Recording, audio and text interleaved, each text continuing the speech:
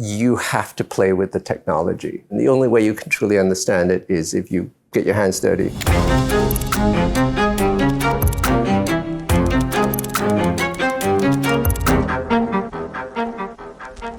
I'm Gina Chua.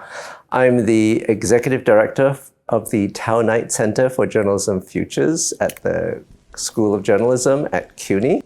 I am concurrently and simultaneously Executive Editor at Large at Semafor, which is a new news startup. So basically I got 1.5 jobs.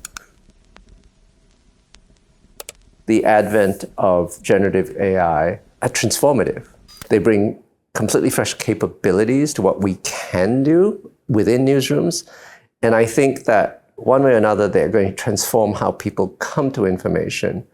We both have an opportunity and a requirement to figure out how to get there along with the people that we serve. You have to play with the technology. You have to understand what it is. And the only way you can truly understand it is if you get your hands dirty, play with it. I understand some of the core issues, but it is transformative enough that you have to know what's going on, and you can treat it with, a 10-foot pole, or you can dive into it eagerly, but one way or another, you need to get your hands into it so you know how it's changing the world.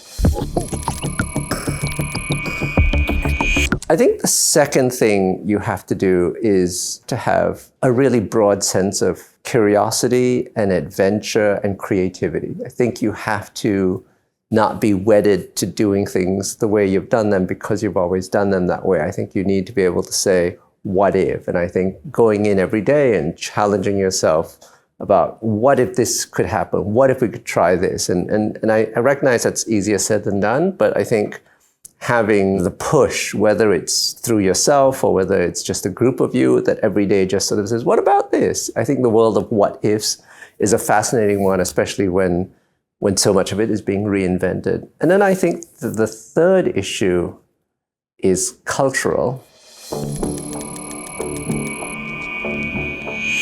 That's much more complicated because we, as an industry, almost every industry is built around culture. Doctors are built around, we do things a certain way. This is what makes us doctors. Journalists think we do things this way. That's what makes us journalists. And there's a real power to culture as there is a real power to tradition because it keeps us true to a path. But at the same time, culture can hold you back. And I think one of the key things that we, again, as a profession, as an industry have to do is recognize what parts of culture are truly meaningful to our mission and how much are just ways we got used to doing things. And so I think we really need to sort of continually interrogate what culture is and why, what parts of it should stay and what parts of it should go. I think the two things that I would say to young journalists are have a really good sense of what it is you want to do and why you want to do it. Don't be a great journalist because you think, it gets you fame or fortune, because it doesn't get you fortune. It might get you fame, but not fortune. But don't think of it in terms of those. Think of it in terms of what is it that really drives you? What do you get up in the morning to do?